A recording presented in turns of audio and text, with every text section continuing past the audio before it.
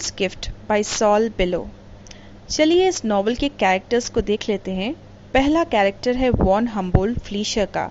ये बहुत ही famous celebrated Jewish writer है जो कि मर जाता है बहुत ही कठिन हालात में। दूसरा कैरेक्टर है कैथलीन का। ये हम्बोल्ड की वो बीवी है जो इसे छोड़कर चली जाती है। तीसरा कैरेक्टर है चार्ली सिट्राइन का जो कि हम्बोल्ड का दोस्त भी है और इस प्ले का नरेटर भी। डेनाइस सिट्राइन ये एक्स वाइफ होती है चार्ली सिट्राइन की, जो कि उसे डिवोर्स देकर उसे सू करती है पैसों के लिए, एलिमनी के लिए। रेनाटा कॉफ्रिट्स ये सिट्राइन की यंग लवर होती है। सिनोरा ये रेनाटा की माँ होती है। जूलियस सिट्राइन ये एक मिलियनेयर प्रॉपर्टी डेवलपर है और ये भाई भी है चार्ली सिट्राइन का। डेमी वोंगल ये सिट्राइन की गर्लफ्रेंड है यंग एज से। जॉर्ज स्वीबल ये एक बिल्डिंग कॉन्ट्रैक्टर है। रिनाल्डो कैंटरबाइल ये एक गुंडा है, एक गैंगस्टर है जो कि पैसों की खातिर चार्ली सिट्राइन के आसपास घूमता है, उसका पीछा उठाता है और एक वक्त पहले ये उसका दोस्त भी हुआ करता था चाइल्डहुड में। फॉरेस्ट टॉमचेक ये एक लॉयर है चार्ली सिट्राइन का। सोलोमन फ्लॉन्जले ये रेनाटा का लवर है। और लास्ट कैरेक्टर है रॉबर्ट का। रॉबर्ट रेनाटा का छोटा बेटा है। हम्बोल्ड्स गिफ्ट नॉवल को कैनेडियन अमेरिकन ऑथर सॉल बेलो ने लिखा है 1975 में, जिसे पुलित्जर प्राइज भी मिला है फिक्शन में और 1976 में नोबेल प्राइज भी मिलता है लिटरेचर में। इस नॉवल को डिस्क्राइब किया गया है जैसे एक कॉमिक बुक जो कि मौत के बारे में है, जो अपने आप को खुद ही डिस्क्राइब करती है। इस प्ले का टाइटल कैरेक्टर जो है वो सेल्फ डिस्ट्रक्टिव लिरिक पोएट है डेलमोर स्केवॉट्स। चार्ली सिट्राइन एक इंटेलिजेंट और मिडिल एज्ड ऑथर है जिसने बहुत सारे award winning biographies and plays लिखे हैं, जिसने बहुत केयरफुली अटेंशन के साथ अपनी ज़िंदगी में दो चीज़ों को ऑब्जर्व किया है, दो फिलॉसफीज़ को, दो सिग्निफिकेंट फिगर्स को। पहला है वॉन हम्बोल्ड फ्लीशर जो कि एक डेड पोएट है जो कि चार्ली सिट्राइन का मेंटर था, और दूसरा है रिनाल्डो कैंटरबाइल जो कि जिंदा है, एक माफिया है, यानी इसके अंडरवर्ल्ड से ताल्लुकात हैं और इसने हम्बोल्ड की ज़िंदगी में परेशानियां क्रिएट की थीं, उसकी तकलीफ़ों की वजह बना था। वॉन हम्बोल्ड ने चार्ली को सिखाया कि आर्ट जो है वो पावरफुल है, ताकतवर है और एक इंसान को हमेशा सच्चा रहना चाहिए अपनी क्रिएटिव आत्मा से, यानी क्रिएटिव स्पिरिट से। रेनाल्डो जो है वो चार्ली का ही अपॉइंट किया गया हुआ फाइनेंशियल एडवाइज़र है, जिसने हमेशा चार्ली को उकसाया है कि अपने आर्ट को प्रॉफिटेबल बनाओ, और इस नॉवल के एंड तक चार्ली जो है वो मैनेज कर पाया है खुद का कोर्स सेट करने में। चलिए अब इस कहानी को शुरू करते हैं। इस कहानी को चार्ली सिट्राइन के नज़रिए से बोला गया है, जो कि एक सक्सेसफुल और कामयाब राइटर है। इस नॉवल में अमेरिकन लाइफ को कवर किया गया है from 1930s to 1970s। Charlie अपने बचपन के बारे में सोचता है जब वो शिकागो में था, और इसी के साथ में वो उस वक्त के बारे में भी सोचता है जब वो ग्रीनविच विलेज में था न्यूयॉर्क में और काम कर रहा था हम्बोल्ड फ्लीशर के साथ, जो कि उसका मेंटर था। प्रेजेंट के वक्त में तो हम्बोल्ड ऑलरेडी मर चुका है। इस कहानी के इवेंट्स में कहानी की शुरुआत होती है चार्ली की यंग एज से, जब वो शिकागो में था और हम्बोल्ड की किताब पढ़ रहा था जिसका नाम था हार्लेक्विन बलाड्स। जो बुक है वो चार्ली को इतना इंस्पायर कर देती है कि वो अपने एक दोस्त से पैसे उधार लेकर जाता है ग्रीनविच विलेज हम्बोल्ड की तलाश में। हम्बोल्ड एक मेंटर या गुरु बन जाता है चार्ली का, और इनका ये रिश्ता काफ़ी लंबे समय के लिए चलता है। फिर कोल्ड वॉर होता है और ये दोनों उसे एक्सपीरियंस करते हैं और बन जाते हैं supporters of political and economic theories के, जो कि कार्ल मार्क्स और फ्रेडरिच एंजल्स की थ्योरीज थे। यानी चार्ली और हम्बोल्ड बन जाते हैं मार्क्सिस्ट। ये इन्वॉल्व हो जाते हैं एंटी एस्टैब्लिशमेंट मूवमेंट में और अपोज करते हैं, यानी खिलाफ खड़े होते हैं कैपिटलिज्म के। ये लोग अपना लेते हैं बोहेमियल लाइफस्टाइल को, ये एक ऐसा लाइफस्टाइल होता है जिसमें इंसान इंटरेस्टेड होता है आर्टिस्टिक चीज़ों में, for example art, music, literature, और दुनिया से अलग रहते हैं, एक अलग माहौल में जहाँ वो क्रिएटिव काम कर सकें। अभी जो प्रेजेंट टाइम है वो है मिडल ऑफ 1970s और चार्ली अपनी मिडिल एज में है। वो सुबह में जल्दी उठता है अपने अपार्टमेंट में शिकागो में, और ये दिन उसकी ज़िंदगी का सबसे बदतरीन दिन बन जाता है क्योंकि चार्ली को पता चलता है कि उसकी बीवी ने उसे सू कर दिया है। सू करना यानी पैसे मांगना, ये कहकर कि किसी ने आपके साथ कुछ गलत किया है या कुछ गलत कहा है। तो चार्ली को ये भी पता चलता है कि जो इंटरनल रेवेन्यू सिस्टम वाले लोग हैं वो उसे ढूंढ रहे हैं, चार्ली को उसकी तलाश में है। और तो और चार्ली को धमकी भरे कॉल्स भी आ रहे हैं रोनाल्डो कैंटेबल नाम के एक गुंडे से। जब चार्ली अपनी बिल्डिंग छोड़ रहा होता है तो वो देखता है कि उसकी नई मर्सिडीज कार को किसी ने डैमेज कर दिया है hammers and baseball bats use करके। और चार्ली को ये अचानक से पता चलता है कि रोनाल्डो कैंटेबल ने ही ये सब कुछ किया है। चार्ली को रोनाल्डो फॉलो कर रहा था क्योंकि चार्ली ने पेमेंट रोक दी थी एक चेक की, जो कि चार्ली ने रोनाल्डो को दिया था ताकि रोनाल्डो अपने खेले हुए जुए का कर्जा अदा कर सके।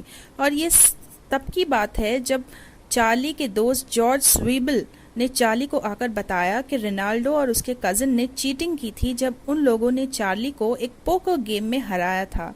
तो ये बात जानकर चार्ली ने चेक की पेमेंट को रोक दिया। चार्ली रोनाल्डो से कहता है कि वो इस कर्जे को सेटल करने के लिए राजी है, लेकिन ये रोनाल्डो के गुरूर की बात थी, इसीलिए रोनाल्डो नाम के गुंडे ने कहा कि पेमेंट तो मैं पब्लिक में लूंगा। और फिर वो चार्ली को कई सारी जगहों पर फिराता है शिकागो में। अल्टीमेटली रोनाल्डो पेमेंट एक्सेप्ट कर ही लेता है on a beam of a skyscraper, यानी एक बहुत ही टॉल बिल्डिंग की ऊंचाई पर, और ये बिल्डिंग अंडर कंस्ट्रक्शन थी। फिर रोनाल्डो को ये रियलाइज़ होता है कि चार्ली उसका दोस्त है और फिर वो चार्ली को फॉलो करने लगता है कई महीनों तक, यहाँ तक कि जब चार्ली यूरोप जाता है तो रोनाल्डो वहाँ भी उसे फॉलो करता है। अब चार्ली जो है वो अपनी ज़िंदगी में क्राइसिस से गुजर रहा था, यानी उसकी लाइफ में बुरे हालात चल रहे थे। अभी इसके दौरान चार्ली का एक रिश्ता बनता है रेनाटा के साथ। रेनाटा एक खूबसूरत जवान औरत है जिसका टेस्ट बहुत ही एक्सपेंसिव है, यानी इसे महंगी चीज़ें ही पसंद आती है और इसे डिज़ायर होती है सेक्स की। अब रेनाटा जो है वो चार्ली के साथ शादी करना चाहती है। अब चार्ली जो है उसे फ्लैशबैक्स आते हैं पास्ट के बारे में। वो ये बताते हैं कि पहले एक बीवी हुआ करती थी चार्ली की जिसका नाम था डेनाइस, और इन दोनों की 2 बेटियां थी। उसे ये भी याद आता है कि कैसे डेनाइस ने चार्ली सिट्राइन को क्रिटिसाइज किया था क्योंकि वो वापस शिकागो में रहने आ गया था। चार्ली ने अच्छा खासा पैसा कमाया था जब उसने एक बहुत ही सक्सेसफुल ब्रॉडवे प्ले लिखा था जिसके बाद में एक फिल्म भी बन गई थी। अब जो डेनाइस थी उसकी बीवी, उसने ऑलरेडी अच्छा खासा पैसा चार्ली से ले लिया था, लेकिन अब वो चार्ली से उसका सब कुछ ले लेना चाहती थी। जब चार्ली का रिश्ता था उसकी बीवी डेनाइस के साथ, तब चार्ली को एक डेमी नाम की औरत से प्यार हो जाता है, लेकिन उस डेमी की मौत हो जाती है उसी के पेरेंट्स के साथ एक प्लेन क्रैश में। मौत के बारे में लंबे समय के लिए सोचना तो जैसे चार्ली के लिए एक ऑब्सेशन की तरह बन चुका था। चार्ली को गिल्टी फील होता है कि वो आखिरी मीटिंग नहीं कर सका वॉन हम्बोल्ट के साथ उसकी मौत से पहले, और उसे इस बात की तकलीफ और गुस्सा भी है कि उसे पैसे देने पड़ते हैं टैक्सेस में और उसके डिवोर्स सेटलमेंट में डेनाइस के साथ। चार्ली ऐसा सोचता है कि इंसान की आत्मा जो है वो मरती नहीं है इंसान के साथ। चार्ली अपना काफ़ी समय ये सोचने में बिताता था और कुछ दूसरे यूनिवर्सल सवालों के बारे में सोचने में बिताता था। चार्ली एक आदत बना लेता था जिसमें वो मुर्दा लोगों से बात करता है और उनके लिए रीडिंग भी करता था। चार्ली को एक न्यूरोटिक इंसान जो बूढ़ा हो रहा है ऐसा दिखाया गया है। न्यूरोटिक यानी कि वो न्यूरोसिस से अफेक्ट हुआ है, जैसे उसे मेंटल, इमोशनल, फिजिकल रिएक्शंस होते थे और उसे एंजाइटी होती थी। ओल्ड एज एक ऐसी चीज़ है जिसके साथ चार्ली डील कर रहा था और उसके क्या इम्प्लिकेशंस है उसकी सेक्सुअलिटी के साथ, यानी उसकी फीलिंग्स एंड बिहेवियर्स के साथ। और चार्ली की एक यंग लवर भी होती है जो उसके साथ मैड्रिड में ब्रेकअप कर लेती है। और ये भी चार्ली के लिए हार्ट ब्रेकिंग है और चार्ली एक मैच्योर ओपिनियन रखता है अपनी फीलिंग्स को लेकर। इस एक्सपीरियंस के बाद चार्ली इस प्रॉब्लम से भी लड़ रहा होता है कि वो एक आर्टिस्ट होकर सर्वाइव करने की कोशिश कर रहा है एक कैपिटलिस्ट सोसाइटी में। चार्ली जो है वो प्लान करता है कि वो एक स्टडी ऑफ बोर्डम लिखेगा।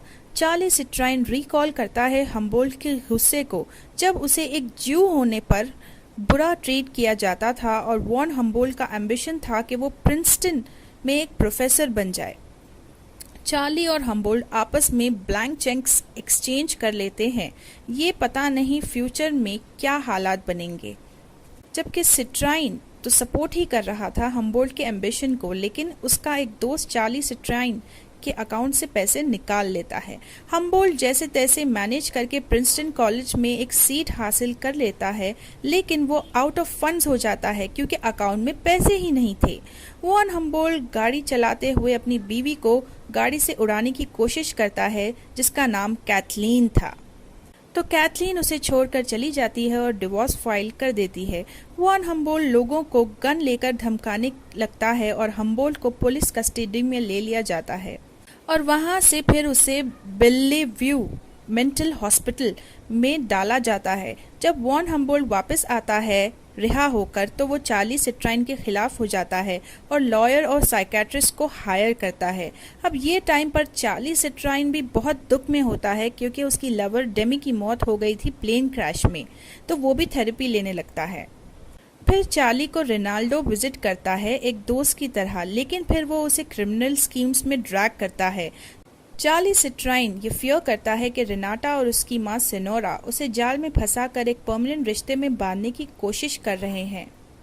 अब चार्ली जो है वो रेनाटा की मौत के बारे में सोचने लगता है और सवाल करता है उसके दोस्त जेटमैन से रेनाटा के बारे में।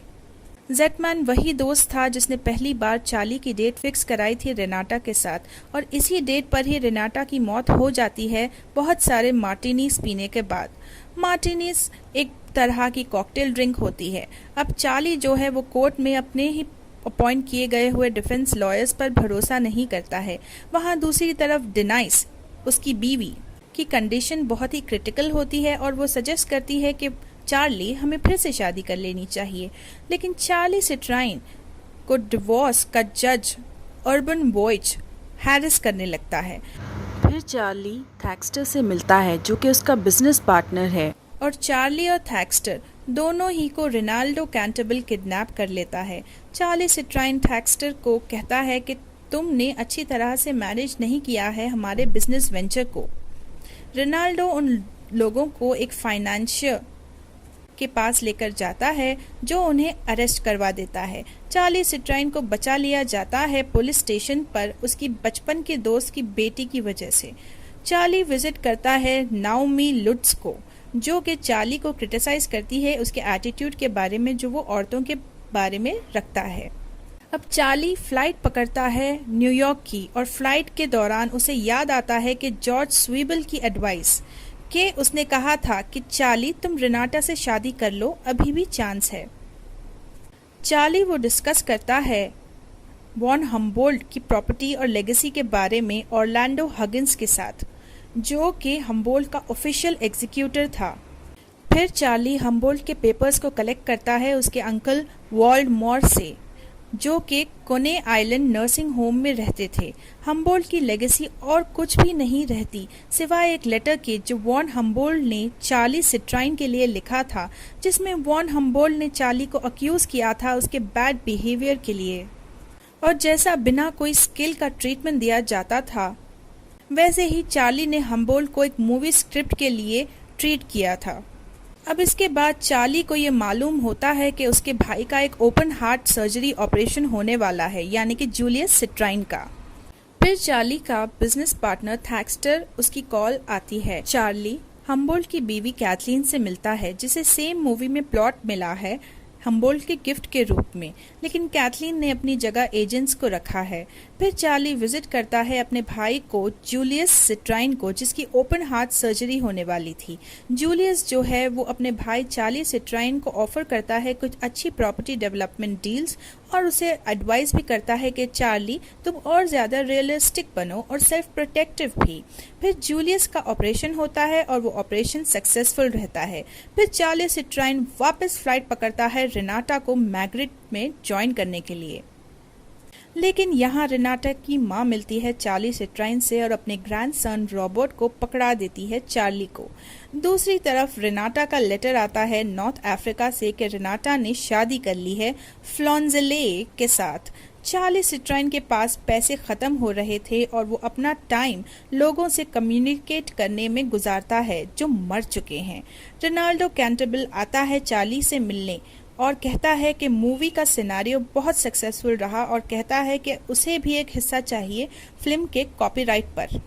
चार्ली सिट्राइन रोनाल्डो के साथ पेरिस जाता है जहां वो फिल्म देखता है और लॉयर्स के साथ एक डील क्रैक करता है फिल्म के लिए और चार्ली हम्बोल्ट के अंकल वोल्डेमॉर को भी इन्वॉल्व करता है।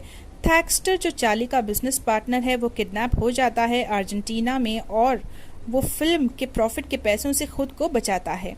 चार्ली अपना प्रॉफिट शेयर जो उसने फिल्म से कमाया है उसे यूज़ करके हम्बोल्ट की ग्रेव को, उसकी खबर को दोबारा बनवाता है और उसे दोबारा बरी करवाता है और उसकी माँ को भी।